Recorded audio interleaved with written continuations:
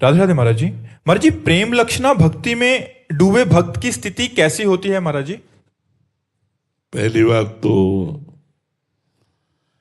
प्रेम अनिर्वचनीय तत्व है। इसके विषय में जो कुछ भी कहा जाए वो सब बाहरी बात होगी। अंतर की स्थिति तो केवल प्रेमी का हृदय ही जानता है। पर जिसके हृदय में प्रेम का प्रादुर्भाव होता है, प्रेम प्रवाह परे जन सोई, तब क्यों लोक वेद शुद्धि होई।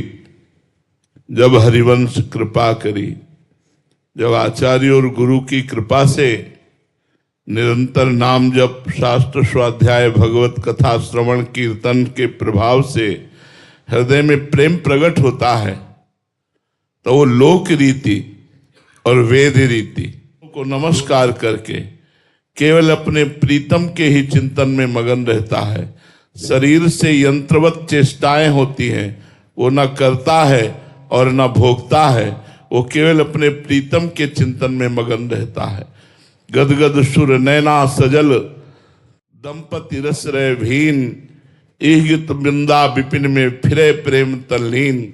आंखों से अश्रु प्रवाह बह रहा है, हृदय में प्रिया प्रीतम का ध्यान है, मुख में उनका नाम है। इस तरह से प्रभु के नित्य धाम में शरीर कहीं भी रहे, धाम में मना स्थिति होती है।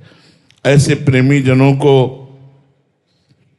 न भोजन अच्छा लगता है, न नींद अच्छी लगती है, न बहुत बात अच्छी लगती है, न विषय भोग अच्छा लगता है, न अच्छा कपड़ा पहनना, न व्यवहार करना। वो बस एक मन अपने प्रीतम में ही। ना काहू शो बोलिबो, ना कोई व्यवहार, अपनी कुंवरी किशोरी को जियत निहार निहार।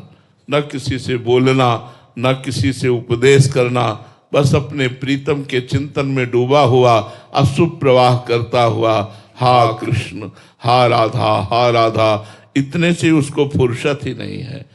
रूप समा गया नेत्रों में। गोपीजन उद्धव जी से कहती, उद्धव मन न भय 10-20, एक हुतो सो गयो श्याम पर, को आराधे ईश। एक था सो श्याम सुंदर ने ले लिया, अब मन श्याम सुंदर के पास है, तो आराधना तुम जो उपदेश कर रहे हो वो कौन करे। तो प्रेमी सुने न काहू की कही, कहे ना अपनी बात, नारायण वा रूप में मगन रहे। ना किसी की सुनता है, ना किसी को सुनाता है, बस एकांत मन हो जाता है और वो अपने प्रीतम के चिंतन में डूबा रहता है। नहीं खान पान ते भावे है, नहीं कोमल वसन सुहावे है, सब विषय लगे ते खारा है, हरि आशिक का मग न्यारा है। प्रेमी का मार्ग ही अलग निराला होता है। उसे शरीर संबंधी खान पान, कपड़ा लत्ता, व्यवहार, रिश्ते नाते, ये सब दूर हो जाते हैं।